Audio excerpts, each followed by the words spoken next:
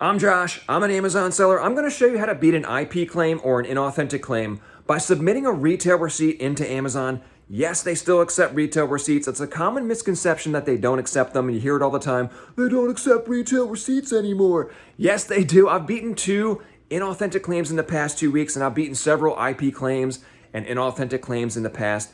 I'm gonna show you how to submit the receipt so that you can beat these things. I'm on the Amazon Seller app, and you can in fact see under the account health section that I do have a product authenticity customer complaint right there. So first things first, Amazon will notify you via email whenever there's any kind of problem with your account. So they sent me this email that says action required, listing removed. We have removed your listing because of a buyer complaint about the authenticity of the blah, blah, blah. This is just a standard stock boilerplate type email that they send out whenever you have a problem like this. And below that, there's links on the Amazon policies. And below that, how do I reactivate my listing? There's instructions for that and links for that. But what we really need from this email for now is all the way down the bottom. We need to figure out what the product was because I need to know when I got it, where I got it, so I can find the receipt. So there's the ASIN all the way down the bottom. So we're just going to copy the ASIN.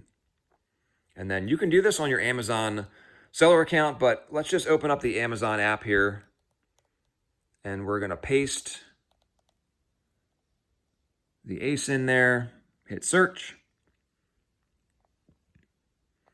Okay, so there is the product in question. It is a pair of Nike shoes. It's almost always for a pair of Nikes. I don't know why. So I think this goes without saying, but if you're selling any product on Amazon, but especially if you're selling Nike shoes, you want to get them from a legitimate retailer, wholesale company or whatever, so that you have legitimate receipts, invoices to beat these things. Because if you buy Nike shoes from, say, like a flea market or from a friend and you try and sell them on Amazon, you will get these inauthentic complaints for Nike shoes, and you do have to beat these or they will deactivate your account for sure. So I think that goes without saying. So I remember I got these shoes at Kohl's not too long ago. So that really helps me because now I need to find the receipt for these. I keep all my receipts in a binder that looks like this. It's kind of sectioned off by months there. So I just have to dig through here, which is actually going to take probably a little while to find this receipt. It took me about 30 minutes to find this damn receipt. I have so many Kohl's receipts, but I did get it. Now that we have our receipt, I need to take a photo of it. So I'm over by the window in some really nice lighting here. And I'm just going to zoom in and just get like a good shot of it. Okay, that ought to do. Okay, now we're on our phone. We've got our photo. It looks good. So the next part is we're going to highlight and annotate stuff on the receipt. And I'm going to show you how to do that just on your phone. I have an iPhone. If you have an Android, I'm sure it's almost the same exact process. So let's do that now. So we've got our photo. We're going to click on Edit on the top right.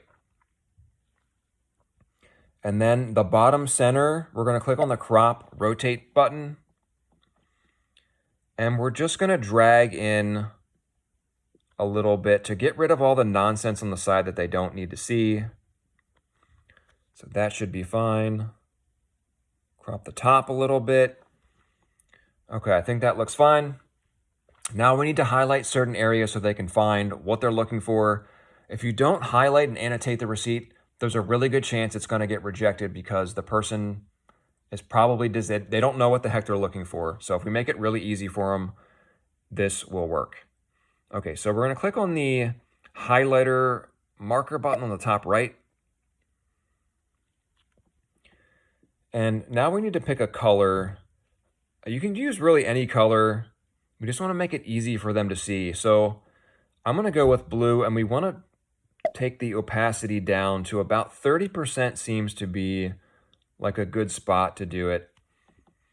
Okay, so now we need to pick our marker. So we're going to click on the second marker from the bottom. And we need to choose like the size of the marker. So we're going to click a pretty big one.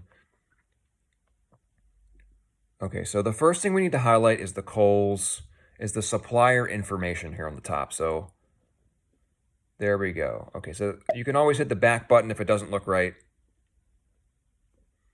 Okay, so that looks pretty good. And then the second thing we need to highlight right underneath of that is the date of the transaction. You need to see that. So we're gonna click on the marker on the bottom left again, and we're gonna change the size of the marker width down a little bit since the text is smaller that we're gonna be highlighting, and then we're gonna get our thumb. Okay, that looks pretty good. March 13th, 2023 at 1:17 p.m. And I did blur out some of this other information like the transaction ID. I don't know if anybody can do anything with that information, but that's why it looks blurry. So we've got the date highlighted, and we're gonna scroll down to the item in question, which is the very last one down there. And we're gonna click on the marker button again and change the width of the marker since this is a little bit bigger, and we're gonna highlight. There we go, that looks perfect, and it has the UPC, which is really what they need to see. Now, the last piece of information they need to see is kind of ownership of who bought this. So on this particular Kohl's receipt, it does have my name, Josh, right there on the thing, because you can see below the total saved $755 as Josh, thanks for being a Kohl's Charge member or whatever. So we're gonna highlight that, and we're gonna change the marker width down a little bit, and we're gonna highlight my name. Oops, that's not really centered. So you just gotta play around with a little bit. Now, if this receipt didn't have my name on it, because it depends on what store you're going to and what the receipt looks like. If it didn't have my name, what I would actually highlight is the credit card information, which is just above that, which credit card I use. Now, I blurred out my credit card number here, but I would just highlight my Kohl's Charge number. Now, Amazon will have a credit card on file in your account, so you want this to match with whatever Amazon thinks your credit card number. So if you need to go into your Amazon account and change that to whatever credit card you happen to use for this transaction, I would just go ahead and do that, because that will show ownership of, purchase that you actually bought it. Okay, so everything looks good and highlighted. I can see everything. That is how you highlight everything. So we're gonna click done and done. Now we need to add text. We need to annotate this. So I'm gonna use a program, an app called Fonto. I'm sure there's a ton of ways to do this, but this is a free app that I know you can download that works pretty well. So we're gonna click on Fonto, and we are going to we're gonna click on camera. No, we're not gonna click on camera, we're on photo albums, I'm sorry. And then we're gonna pull up that picture that we just took and click done. Now we wanna zoom in a bit here. Okay, so now we wanna click, you can click or tap anywhere on the photo and click add text. So now the first thing we highlighted was we're gonna call it supplier contact information.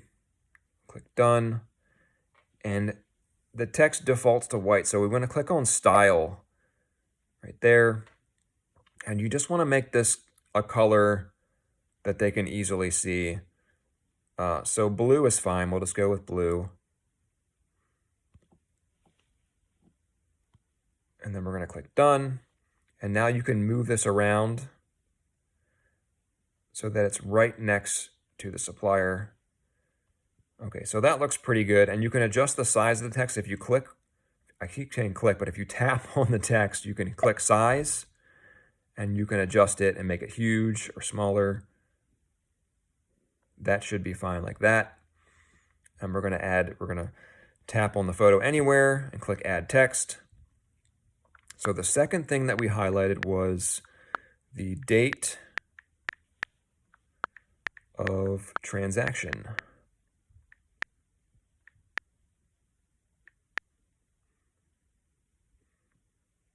And that put our text right here. So we're gonna drag that text over to where the date is.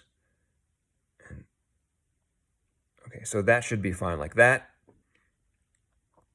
Now the third thing that we highlighted was the shoe. So we're gonna tap anywhere on the photo, add text. Number 3, and we're gonna put product UPC. And you can also put the ASIN here. I can't remember what the ASIN is offhand, but you can put product UPC and ASIN and click done. And now we've got that text, so we just need to drag that somewhere where it's not in the way. And we can probably make this a little bit bigger here.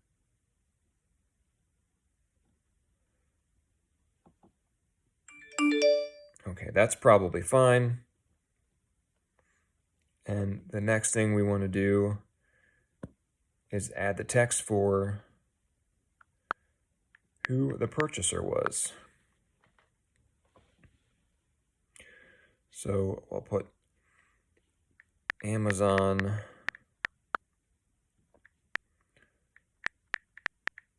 purchaser. That should be fine. Like that. Okay, you get the idea. And we'll make this a little bit bigger.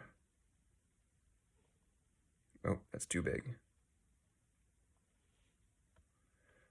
Okay, let's see how it looks.